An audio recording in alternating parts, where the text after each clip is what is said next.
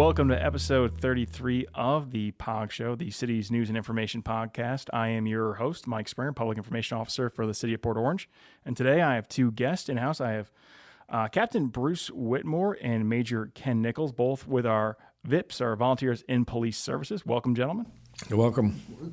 Thank you. Yeah, thank you for being here. And, you know, VIPS is something that's really critical to the city. You guys are involved in almost every event we do, whether it's family days, whether it was our Spring Brew and Food Fest. We see you also assisting our police officers, but a lot of people may not know what VIPS does. So can you just break down for them kind of what you all do on a day-to-day or weekly basis? What is VIPS for people who may not be aware? Well, primarily we're here to assist the police department.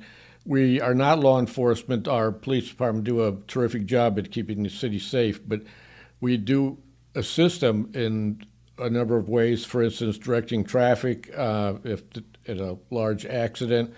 We work events, city events, do courier, and we do call-outs. I was called out Sunday morning for a traffic accident. And we are basically liaisons for the city, so we are, like I said, we do what we can to help them and let the police officers go about their regular business. And all completely volunteer, correct? And, yes, sir. And how many members are in VIPS, give or take? We have 24 currently. It's a kind of a fluid thing. We come and go. So Bruce and I have been here, you've been here 19 years or something? Yeah. I've been here 13 years. We have a lot of people that have only been here a year or two. So, and then, you know, do you have to have law enforcement experience to do this? Or kind of what's the background of some of your members? Do you have some ex-LEOs? Is it civilians? Or we have had ex-LEOs, although it's not necessary. What we're looking for is somebody that has a good attitude, because you will be representing the city whenever you're out there talking to people. And we try to weed out if we have anybody that thinks they're going to be a vigilante. We don't want that. We want to be here as a plus, you know, as to assist everybody. Just to comment further, basically with the eyes and ears of the city. And also, when there is an accident or something drastic and the police are called in, you have to remember that they're called in from the different zones. So that leaves zones unprotected until they get our aid to help with traffic. So actually, once we get to the scene, they're dispatched back to their zone in order to fight crime. So that's the main thing that we do. We also do some fingerprinting of the elementary school kids, and that's based on their parents wanting them to be fingerprinted. And we don't keep the prints.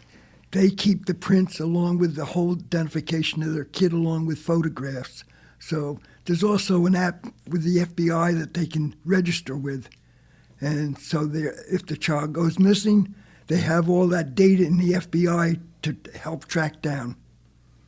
Yeah, so it's a very multifaceted organization that you have there, you know, whether it's being the couriers over there during the week or helping assist with traffic, you know, school zones, accidents, special events. And then also you mentioned all the programs you do too with the fingerprinting, some of the other things you all are involved in as well. I know you do some charity work as well and donations and things like that. But how did you all both get involved in VIPS? I retired from the telephone, as we used to call it, the telephone company, AT&T, in 2009, and it didn't take long before I was pretty bored being at home. I volunteered here, the Humane Society, and the National Park Service, and I like this the best, it's closest, and I really enjoy it. And what I wanted to mention, as far as our background, being most of us are retirees, although we do have a few younger people, but the background amongst the people is vast, from very high-ranking business people to less strenuous jobs, but we have a lot of skills, computer skills. It's just amazing when you have a group of this diverse group, and everybody's equal once you come here. We all get paid the same, which is easy to do. So. Yeah, Bruce, what do you enjoy the most about being part of VIPS? What kind of got you involved in the program? Actually, like I said, I was helping Powell, and all of a sudden I met Jim Keys, which, I joined up with the VIPs at that point. Background, it's basically I'm an operational kind of guy. I did a lot of work in banking, and in that capacity, I was writing procedures for the whole bank on how to produce certain operations. And I graduated into branch management and took over a couple branches. And then at the end, I was with private banking, which dealt with a lot of rich people. So background is basically administrative. I was administrative in the service also. I served as a personnelman in the Navy for 4 years. So that's what I really get out of it. And then I help organize everything that's in the office because there is a lot of administrative work that has to be completed. We're under the same, administrative procedures as the police department. So we need to report to accreditation officer quarterly on what we do during that period. Yeah, to talk about that a little bit, if you both don't mind, how your skill set in your former jobs, both at AT&T and the banking industry, how will those help you transition into these roles with VIPS? What are some of those skills that you've been able to carry over or even learn here at VIPS? Well, but the organization, there's been a lot done over the years since I've been there, but we've rewritten procedures. We've gone back and forth with the police department and also the city as far as what we do. In other words, we're volunteers, but we're not city employees. But we do go along with all the procedures that the employees have to put up with also in the city. So there we're straight down the line as far as rules, regulations, that type of thing. Yeah, I think my background as far as managing people comes in handy, and also dealing with the public, because you have to realize that they are the public and we are representing the city. So. Yeah, what are the key skill sets you think a VIPS officer needs to have? Is it communications? Is it management? What do you look for in a recruit? Somebody that wants to help and is, if you can find out, you certainly don't want somebody short-tempered, but you want somebody that wants to be here and is good with people. Yeah, that's the main thing as far as the group leadership. That's one of the key things here. Don't forget, we're unpaid. So we have volunteers from all parts of life. So you have to manage people being that they're volunteers. You can't be a ruler and try to get the job done. So you have to have a lot of intercommunication between us all, and who's the leader and who's the follow-up, that type of thing. And, talking about that, you also have the Neighborhood Watch program that you guys assist Yes. with, too. Talk about that and kind of what is that Vacation Home Watch program? How can people get involved in that? Well, you can get involved in it if you are going out of town for minimum of 2 weeks and up to 6 months. We will come by and check your house, and you can get an application at the lobby at a police station or on the Port Orange City website. And we can't guarantee how many times we will check it, but we generally will check it 2 or 3 times a week, depending on how many people we have, how many houses we have to check. Yeah, basically right now we're at the low point. We have only, I think it's 6 watches right now. But of course, people are going to start going back north, and people a lot more go on vacation at this time of the year. So we've been up to over 100 house watches at one time. We have 3 different books with the different zones in there. But right now, we're just starting to grow again. Every year it's the same thing. And it doesn't cost people anything, but it's just a nice way to get a That's little it. peace of mind to know that, even though I'm out of town, there's somebody potentially coming around to check on my house, make sure everything is fine, nothing's where it shouldn't be, nothing's out We of place. actually, get out of the car, go around the house, checking doors and windows to make sure there's no entry, that type of thing. Just to go over our procedure is that if we are checking a house and we find a door unlocked or something amiss, we do not, as the volunteers, do not enter the house. What we do is we go back to our patrol car, we call in the dispatch, and they will send officers over to check the house out. And we have had a case, myself, I've never had anything else. Every time I've had to call an officer was somebody was checking the house and forgot to lock the door. But there are occasions when people are out of town, people have actually moved in and lived there, and there's some strange things. So it's nice to have somebody check on your house. I'm sure it is, because I'm sure when you're on vacation, the last thing you want to have is come back to home and have, somebody break in there or things missing. So having that there, having this program to allow people to know that they can go off, do whatever they need to do for that time and come back and their home's going to be good, safe, and secure. It's got to be a really great thing to have there. I mean, how do people get involved? How do they get part of that program if they want to have you all come by and check their homes? What do they need to do to sign up for it? There's an application to fill out and you can get it at the lobby at a police department, or you can get it at our website online. Fill it out, send it in. Like I say, minimum of 2 weeks and up to 6 months. And that's just going to www.port-orange.org, going to the police page there, and there should be that vacation watch tab on there that you click on. Under police department, is one of the links, and that will be one of the choices. All right. Thank you, gentlemen. And then, you both have been in VIPS for a while. What would you say has been the most rewarding thing about your time there with VIPS? I think one of the most rewarding things is the people I've met. We have, like I said, quite a diverse group of people, and they're generally speaking wonderful people. I mentioned that Bruce had 19 years and myself 13 years. Well, I wanted to mention Mary Whitmire, will be turning 100 years old next week, and she's one of the original members. She started in 1983. Her and her husband, Norm, were original members, and she's still active today. That's incredible. Still going strong at that age. Wow. I think part of her going strong is being active, and she's still sharp as a tack. What about you, Bruce? What do you think has been the most rewarding aspect of being a member of VIPS? Well, first of all, you get to know the town pretty well, to tell you the truth. I mean, we go the whole boundary. Even when we're not doing house watches, we're patrolling the entire city to make sure we're being seen. And that's one of the good things. And also just working with the people, really, and working with the city people. Is there a typical day for a VIPS officer? Or is it just vary depending on the day and what's going on? Or exactly what's going on. We could be called out at any time, like Ken said, middle of the night, doesn't matter.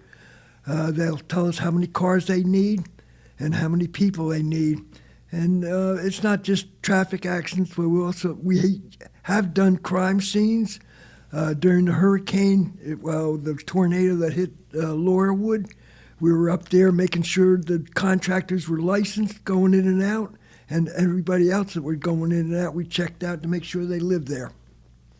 Like I say, one of our tasks that we do daily is courier. I did it today, and then tomorrow somebody else will do it.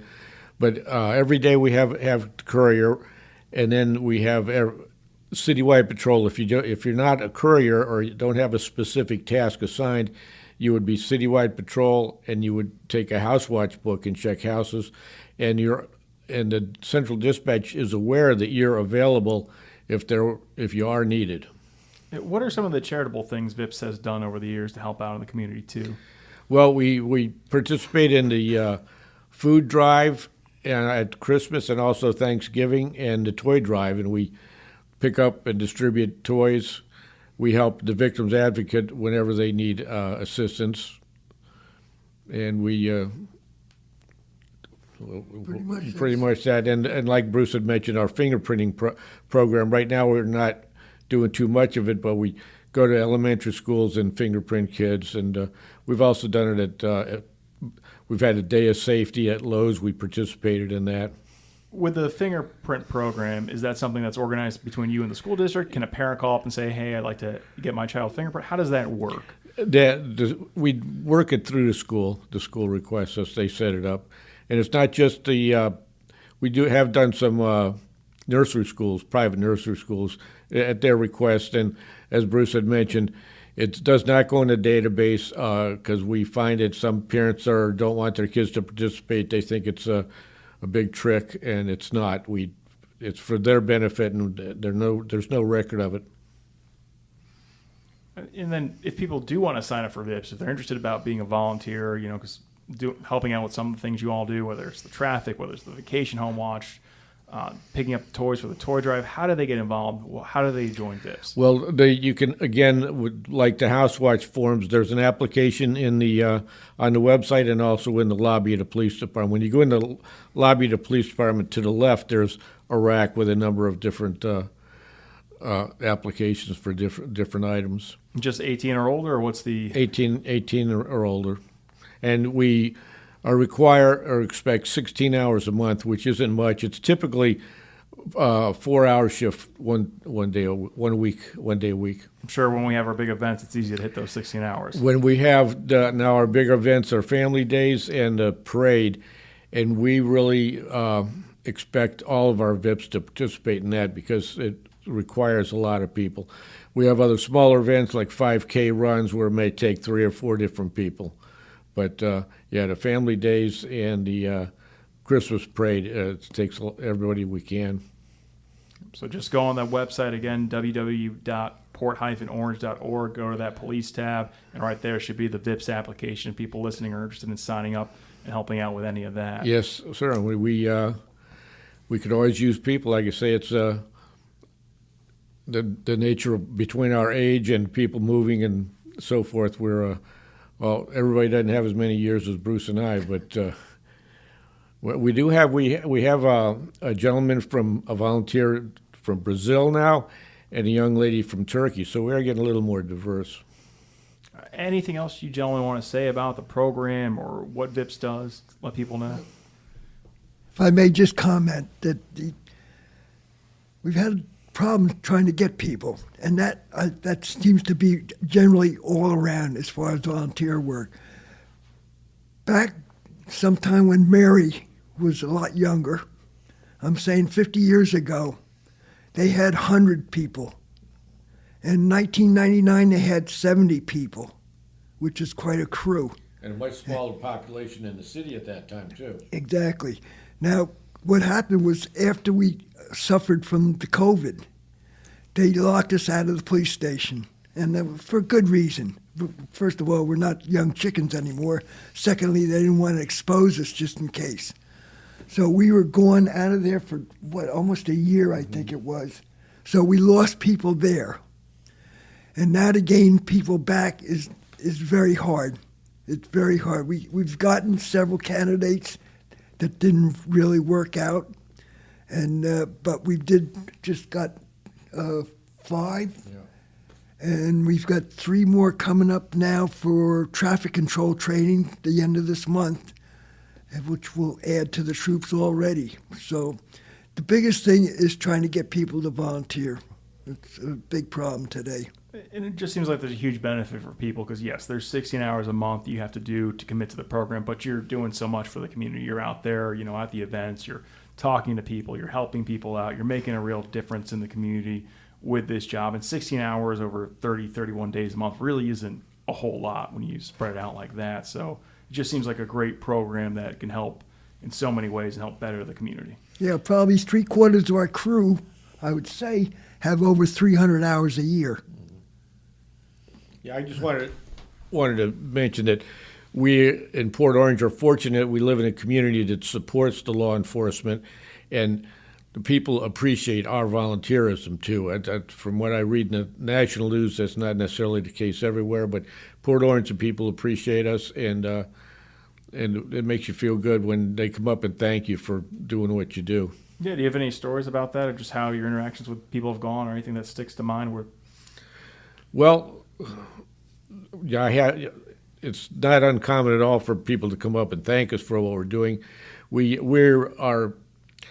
The city provides our patrol car and our uniform and the building, but any ancillary things we do, we fund ourselves. And our source of funding is often we get donations from the House Watch people. Now, there's no fee to have your house watched, and there's no difference between somebody that should give us a donation and does not. But we do get that, and it makes us feel good that people really appreciate us. Just one important thing on one of our house watches, my my partner and I went to a house, was on house watch, was actually in Ken's neighborhood there. And the guy's got a pool. And we walked around the house, and all of a sudden we noticed the pool was way down. So once it gets down to a certain level, it's going to harm the pump. So we contacted the guy and told him what the situation was. And Randy, who was my partner, knew exactly how to fix the problem. And we called him back and said, everything's okay until you get home. And he thanked us, of course, and now he's one of our $100 donators just about every time he goes away. So it's one of the things you'll run into. That's fantastic, gentlemen, being able to make a difference like that, and appreciate you both being able to come on here and talk a little bit about VIPS, Volunteers in Police Services, for people who may not be familiar. And again, anybody listening, feel free to go on to the website, www.port-orange.org, hit that police tab, and you can either sign up for the Vacation Watch program or for VIPS if you're interested. But again, Ken, Bruce, thank you both for being on here. We appreciate it. And Mick, take us on out. Thank you for having us. Yep.